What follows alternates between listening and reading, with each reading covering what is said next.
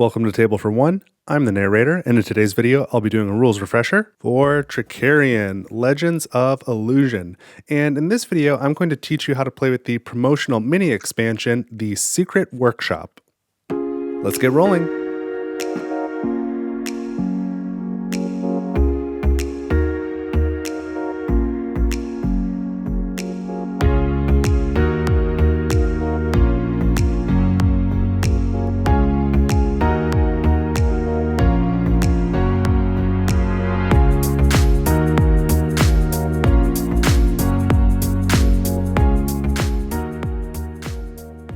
Alright, so I am set up to show you how to use the promotional mini expansion, the Secret Workshop for Trickerion. And while it's just this one card expansion and it seems pretty simple, there's a couple of interesting rules, little quirks about it, so I'll get into that. And so as always, I have chapter markers. If you have a specific question, don't forget to use that to find your answer quickly. Let me just ask you now to like the video if you find it helpful. Don't forget to subscribe to the channel, and I will be releasing a solo playthrough of Trickerion tomorrow, which will include the Secret Workshop as well as the Dawn of Technology expansion, so check that out too. But let's jump in, and we'll start very simply with compatibility. And it's simple because the Secret Workshop is compatible with everything and anything. If you wanted to, you could play it with the Trickerion base game without the inclusion of the Dark Alley if you didn't want to do that. Or you could throw everything at this. You could play Trickerion with not only the Dark Alley, but the Academy, the Dawn of Technology, and the Arcane Arts. And you could throw in Secret Workshop as well. You can use it in solo mode with the Air. If you're playing the Duel of Magicians variant, you can include the Secret Workshop, so it's as flexible as possible. So I'll show you the back side of the card here. It just says Trickerion Legends of Illusion. It comes with one other card, which is a rules card. It is double-sided, so I'll place this here for a moment as I tell you about it. So the setup is just to place the card next to the main game board within reach of all players. That's what I've done here, so I've just put it next to the board. Easy enough to set up. And then we have our gameplay section here, which says this is a new location to use during the place characters phase. A single character can be assigned here, and they gain always +1 action point. And you can assign your character there by using any workshop assignment card. So that would be one of these workshop assignment cards. And that includes the use of special assignment cards as well, though we're going to talk more about these. But if you have a special assignment workshop card, you can send the assigned character to the Secret Workshop instead of your standard workshop on your player board. However, crucially, the standard workshop action is not available at the Secret Workshop. It has its own special action. And to learn more about that, we'll flip the card over here. It is the Expert Preparation action.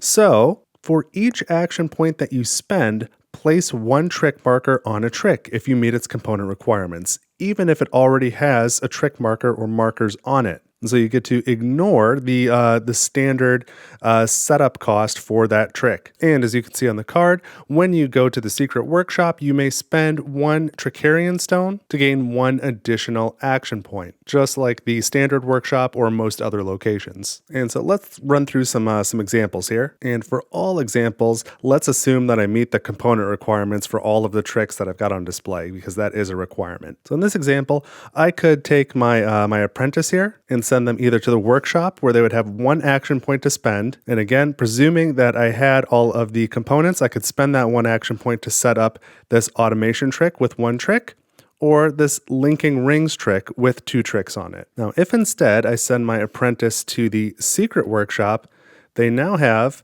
their base one action point plus a second action point, so 2 action points. And for each action point they spend, they may set up one trick marker. So you just ignore the printed cost on the trick. And so I have 2 action points to spend. I could set up linking rings and then one time, like so. There's one, and then linking rings a second time. Now that would be less efficient than going here.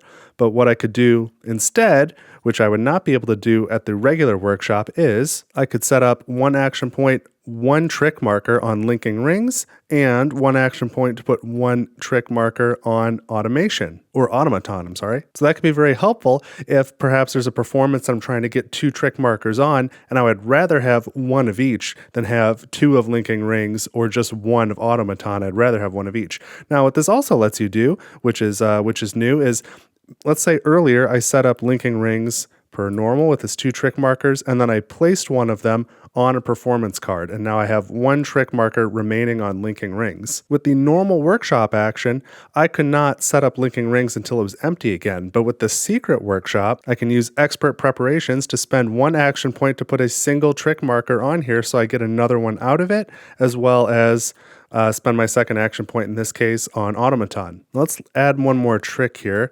Let's say I've also got stairs of water.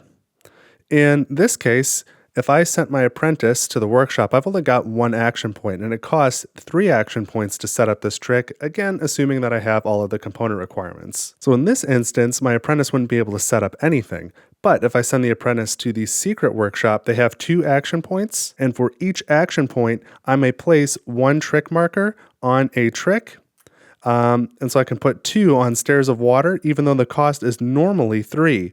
So I can put 2 on there, and that's better than nothing. So at least I can set that up a couple times. So that's pretty neat. And so to help you remember that, if you look at the normal preparation action, you've got this icon here is kind of filled in, being placed on an empty spot on the card. If you look at the expert preparation, this filled in icon, which, again denotes a trick marker, is being placed on a trick that has a trick marker already. Now, again, I said there's some weird rules quirks, so let's get into some of those. These are not necessarily evident at first glance, but I got these answers from David Terzi on Board Game Geek, so I'm going to call them official. The first thing to note is about special assignment cards. So if you're using a special assignment card for the workshop, you still have the option, assuming the secret workshop is open, to send your character to either the workshop or the secret workshop. But if you go to the secret workshop, you'll notice the action icon on the special assignment cards for the workshop all refer to this action, the regular preparation action, not the expert preparation. So whatever the effect on the card is, you may not use it at the secret workshop. You'll only be able to use the special assignment card for the +1 action point. Now, because of the logic, there are a couple of exceptions in that deck. There are these question mark cards. The question mark cards are fine to use the effect at the secret workshop if you want to. So let's take a look at those 2 cards in particular. The first here is Double Duty, which says, at the end of the place characters phase, when all other markers are placed, place this marker from the workshop on a free slot at the downtown, market row, or dark alley, and take actions there as well. So let's just say for a moment that this was with my magician. So what this is saying is after all other characters have been placed, I may now take this character and send them somewhere else on the main board. And again, it calls out the downtown, the market row, or the dark alley. So if I didn't want that +1 action point, I could choose to use that ability as well. And the other one here is Freelancers, which reads, you may choose to place this character on any other location instead of the workshop. So again, that still applies here. If I've assigned my magician to the workshop and they had the option to go to secret workshop with this assignment card, you could also choose to instead send them to the theater, the dark alley, the downtown, market row, or the academy if you're playing with that expansion. So these question mark special assignment cards still apply, but all of the other workshop special assignment cards are specifically related to the standard preparation action, and so you can only choose to use that benefit if you're at the standard workshop location, not the secret workshop.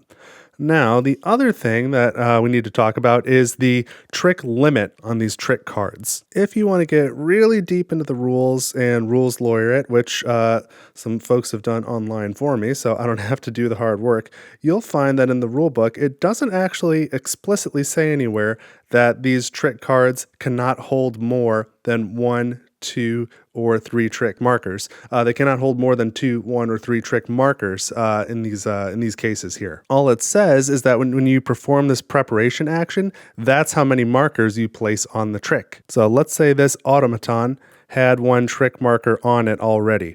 What I have found is that if you use the secret workshop action, you cannot use this ability to place additional trick markers on a trick beyond the number that's printed on the card. So treat that as a hard limit for each trick card. So, okay, fine, that's kind of straightforward. Let's introduce one more wrinkle. Let's say you have the engineer specialist. Well, if you have a trick with your engineer specialist and you take the prepare trick action, you can add one additional trick marker to that trick. So in the instance here with Stairs of Water, you could go up to 4 trick markers on that trick when you take the normal prepare action for 3 action points. Now, pardon the pun, but this gets a little tricky because when you look at the icon here, this is specifically referencing the prepare action, not the expert prepare action. But let me just tell you exactly what David Turtsey said online, and so you can take this as the official interpretation, and this is the right way to play. He said to consider adding an explicit limit to the secret workshop stating,